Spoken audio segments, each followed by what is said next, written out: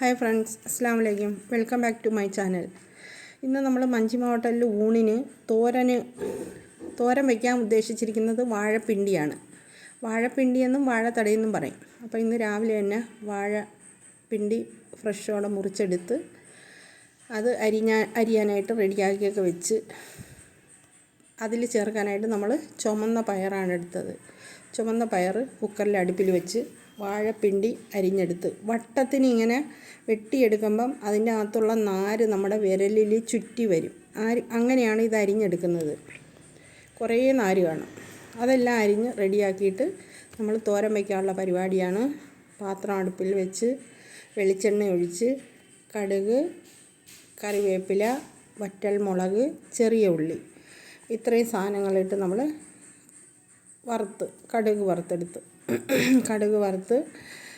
കടുക് വറുക്കുന്നതെന്നാണ് ഇതിന് പറയുന്നത്. അതിൽ അരിഞ്ഞു വെച്ചിരിക്കുന്ന വാഴപ്പിണ്ടി അതിനകത്തോട്ട് മിക്സ് ചെയ്ത്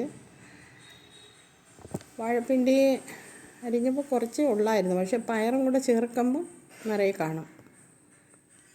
അതൊന്ന് ചെറുതായിട്ടൊന്ന് ഇളക്കി കൊടുത്തിട്ട് നമ്മൾ പയർ വേവിച്ച് വെച്ചിരിക്കുകയല്ലേ, ഉടനെ തന്നെ പയറിടാം. ഈ വാഴപ്പിണ്ടിയിൽ നമ്മൾ കുറച്ച് മഞ്ഞൾപ്പൊടിയും ഉപ്പും കൂടെ ചേർക്കും. അപ്പോൾ ആ ഉപ്പ് എല്ലാം വാഴപ്പിണ്ടിയിൽ പിടിച്ചതാണ്. കൂടെ തന്നെ നമ്മൾ പയറും അരപ്പും എല്ലാം ചേർത്ത് ആണ് വെക്കുന്നത്. കാരണം വാഴപ്പിണ്ടിക്ക് വലിയ വേവില്ല.